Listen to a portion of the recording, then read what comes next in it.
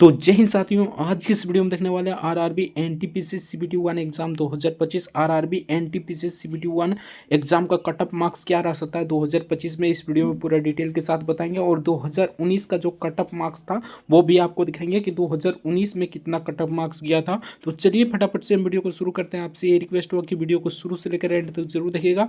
आज की इस वीडियो में पूरा डाउट क्लियर हो जाएगा कि आगे छात्रों का अटेम्प्ट कितना है और छात्रों का यहाँ पर अटेंडेंस कितना है, कितना छात्र प्रेजेंट हुआ, तो सभी चीज़ों के बारे में इस वीडियो में पूरा डिटेल के साथ बताएंगे। इसलिए वीडियो को शुरू से लेकर एंड तक जरूर देखिएगा। और लास्ट में आपको बताएंगे कितना मार्क्स आ रहा है, ताकि आप यानी कि सीबीटी 1 क्वालिफाई है ये भी आपको बताएंगे। इसलिए वीडियो को शुरू से लेकर एंड तक जरूर देखिएगा। चैनल पर नए तो चैनल को सब्सक्राइब जरूर से कर लीजिएगा। वीडियो को लाइक नहीं किया तो वीडियो को लाइक जरूर से कर दीजिएगा। तो चलिए हम फटाफट से वीडियो को शुरू करते हैं। रेलवे की पल पल अपडेट के लिए हमारे चैनल को सब्सक्राइब करना ना भूलिएगा। तो चलिए हम फटाफट से वीडियो को शुरू करते हैं। तो चलिए फ्रेंड्स, आज की इस वीडियो में यहाँ पर देखने वाले हैं आरआरबी एनटीपीसी सीबीटी 1 एग्जाम 2025 5 जून से लेकर 24 जून तक जो आपका एग्जाम समाप्त हो चुका है। आज आपका एग्जाम समाप्त हो चुका है। तो चलिए जानते हैं इसका पेपर का लेवल कैसा था, अटेम्प्ट छात्रों ने अटेम्प्ट कितना किया और अटेंडेंस छात्रों का अटेंडेंस कितना रहा, एग्जाम पैटर्न कैसा था, डिफिकल्टी लेवल कितना था, ये भी आपको बताएंगे। लास्ट में आपको बताएंगे आपका कट ऑफ मार्क्स कितना जा सकता है 2025 में, और 2019 का जो एग्जाम हुआ था उसमें कट ऑफ मार्क्स कितना गया था। तो चलिए फटाफट से एक नंबर से शुरू करते हैं। जैसे कि यहाँ पर पेपर की लेवल की बात करें तो यहाँ पर पेपर की लेवल यहाँ पर मॉडरेट था। सभी छात्रों से बात करने के बाद हमें पता चलता है कि आपका पेपर का लेवल मॉडरेट ही था, यानी कि ना ही इसे इजी कह सकते हैं, ना ही बहुत इजी कह सकते हैं, ना ही बहुत हार्ड कह सकते हैं। ये मॉडरेट लेवल क्वेश्चन पूछा गया था। आगे बात करते हैं अटेम्प्ट। तो कई छात्रों से बात किए। एक छात्र यहाँ पर बता रहा था 88 अटेम्प्ट किए, दूसरा छात्र यहाँ पर 70, और एक छात्र बता रहा था 78, उसी प्रकार एक छात्र बता रहा था 68। यानी कि एवरेज अटेम्प्ट माने तो यहाँ पर एवरेज अटेम्प्ट छात्रों ने किया था 70 प्लस ही सब स्टूडेंट अटेम्प्ट कर रहा है। कुछ ऐसे भी छात्र हैं जो 70 से कम भी कर रहा है। तो अगर आप जनरल कैटेगरी से हैं, अगर 70 प्लस किए हैं तो आपका सेफ अटेम्प्ट माना जाएगा। वैसे तो आपको 100 वाला भी मिल जाएगा, 100 में 100 वाला भी मिल जाएगा, लेकिन उसका एक्यूरेसी 0% रहता है, आप सभी को पता होगा। लेकिन हम जितने भी छात्र से बताएं, एक छात्र यहाँ पर 88 अटेम्प्ट किया था, उससे हम पूछे आपका एक्यूरेसी कितना है, तो उसने बताया कि हमारा एक्यूरेसी 90% है। तो कुछ ऐसे सीरियस स्टूडेंट से बात किए हैं, ये नहीं कि कोई भी स्टूडेंट से हम बात किए हैं, यानी कि 100 वाला भी मिल जाएगा, लेकिन 100 वाला का यहाँ पर एक्यूरेसी 0 रहता है, आप सभी को पता होगा। तो चलिए आगे जानते हैं अटेंडेंस। तो जैसा कि पेपर कटिंग आया था तो उसमें आप देखेंगे किसी में यहाँ पर देखिए 5 जून का जो एग्ज़ाम हुआ था उसमें करीब 49.49% अटेंडेंस रहा था, जैसा कि पेपर की कटिंग के आधार पर हम बता रहे हैं। उसके बाद यहाँ पर एक पेपर कटिंग 20 जून को भी आया था, तो उसमें 51% बता रहा था, यानी कि ओवरऑल में मान कर चलें तो यहाँ पर आपका यानी कि अटेंडेंस 51% रहा है, यानी कि 50% नहीं, मान लीजिए 50% अटेंडेंस रहा है। यानी कि 50% ऐसे छात्र हैं जो यहाँ पर एग्ज़ाम देने गए थे और 50% यहाँ पर छात्र एग्ज़ाम देने नहीं गए थे। तो इसमें मान लीजिए कि 58 लाख फॉर्म भराया था, तो इसमें से मान लीजिए कि 25 से 26 लाख ही एग्ज़ाम देने गए होंगे। तो तब फिर भी आपका कंपटीशन होने वाला है। लेकिन कुछ ऐसे छात्र भी होंगे जो यहाँ पर आप यानी कि वो मतलब कि तैयारी भी नहीं करते होंगे और एग्ज़ाम देने गए होंगे, यानी कि पैसा रिफंड होता है, आप सभी को पता होगा। यानी कि 500 लिया जाता है, उसमें से 250 रिफंड कर दिया जाता है। अगर एग्ज़ाम देने जाइएगा तो आपका रिफंड कर दिया जाता है। तो कुछ ऐसे भी छात्र आपको देखने को मिलेगा। आगे बात करते हैं एग्जाम पैटर्न की, यानी कि पेपर की पैटर्न की बात करें तो 30 प्रश्न है, जैसा कि रीजनिंग से, तो 30 प्रश्न रीजनिंग से पूछा जा रहा है, 30 प्रश्न आपका मैथ से, तो 30 प्रश्न आपका मैथ से भी पूछा जा रहा है, उस 40 प्रश्न आपका जीके और जीएस से, तो यहाँ पर 40 प्रश्न जीके और जीएस में से पूछा जा रहा है। इसमें थोड़ा इधर उधर हो सकता है, यानी किसी शिफ्ट में कई छात्रों ने बताया कि हमारे शिफ्ट में 35 क्वेश्चन पूछा गया था, कई छात्रों ने बताया 35 यानी कि 32, कोई छात्र यहाँ पर बता रहा है 31, यानी कि रीजनिंग में इधर उधर हो गया, लेकिन ये दोनों में सेम टू सेम रहा। तो कुछ इस प्रकार का डाटा हमें देखने को मिला है। वही बात करें यहाँ पर आपका रीजनिंग में कहाँ से क्वेश्चन पूछा जा रहा है।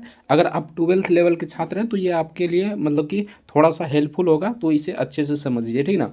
यानी कि यहाँ पर आप बात करें रीजनिंग की, तो रीजनिंग में जो आपका 2019 में वैकेंसी आया था ग्रुप डी का, तो हूबहू वही डाल रहा है रीजनिंग का, तो वहाँ से देख लीजिएगा। उसके बाद बात करें मैथ का, तो मैथ का प्रीवियस ईयर क्वेश्चन आप लगा लीजिए, मतलब प्रीवियस ईयर क्वेश्चन में जो जो क्वेश्चन पूछा गया है सेम टू सेम उसी प्रकार पूछा गया था, तो प्रीवियस ईयर क्वेश्चन लगा लीजिए। बाकी जीके और जीएस की बात करें तो जीके और जीएस में आपकी बार खेला पलट कर रख दिया है, जैसा कि 40 प्रश्न पूछा जाता है जीके और जीएस में, जिसमें से हम हिस्ट्री की बात करें तो हिस्ट्री में आपका 3 से 4 प्रश्न पूछा जा रहा है। पोलोटी में बात करें तो पोलोटी में ज़्यादातर प्रश्न देखने को मिल रहा है, यानी कि 5 से 6 प्रश्न देखने को मिल रहा है पोलोटी पर आपकी बार, यानी कि जिस भी एग्जाम में जीके और जीएस था उसमें पोलोटी पर थोड़ा ध्यान रखा गया, उसके बाद करेंट अफेयर पर रखा गया, लेकिन इसमें आपका कंप्यूटर पर भी ध्यान रखा गया। आगे बताते हैं, तो चलिए यहाँ पर देख सकते हैं, यानी कि हिस्ट्री में 3 से 4 प्रश्न, पोलिटी में आपका 5 से 6 प्रश्न। उसके बाद बात करें इकोनॉमिक्स में, तो इकोनॉमिक्स में भी आपका 2 से 3 प्रश्न पूछा गया था, वो भी डाटा बेस्ड पूछा गया था। उसके बाद बात करें आपका ज्योग्राफी में, तो ज्योग्राफी में भी आपका 1 से 2 प्रश्न पूछा गया। ज्योग्राफी में बेसिक क्वेश्चन था, यानी नदी, झील, तालाब और दर्रा, यही सब क्वेश्चन था। और जो होता है भारत का बेसिक जानकारी, भारत का क्षेत्रफल कितना है, ये सब पूछा गया था। आराम से बना लीजिए, कर्क रेखा भारत के कितने राज्यों से होकर गुजरता है, ये सब क्वेश्चन पूछा जा रहा है, तो आराम से बेसिक क्वेश्चन पूछा जा रहा है, आराम से बना लीजिएगा। उसके बाद बात करें यहाँ पर यानी कि आपका साइंस की, यानी जनरल साइंस की, तो जनरल साइंस से आपका 2 से 3 प्रश्न पूछा जा रहा है, वो भी आपका यहाँ से पूछा जा रहा है। यानी कि फिजिक्स में बात करें तो ये आपका यूनिट से पूछा जा रहा है। उसके बाद आपका बायोलॉजी से 1-2 प्रश्न आ रहा है, तो कुछ इस प्रकार आ रहा है, आप देख लीजिएगा। बाकी यहाँ पर बात करें सबसे ज़्यादा प्रश्न आपको करेंट अफेयर से देखने को मिल रहा है, यानी कि 9 से 10 प्रश्न देखने को मिल रहा है।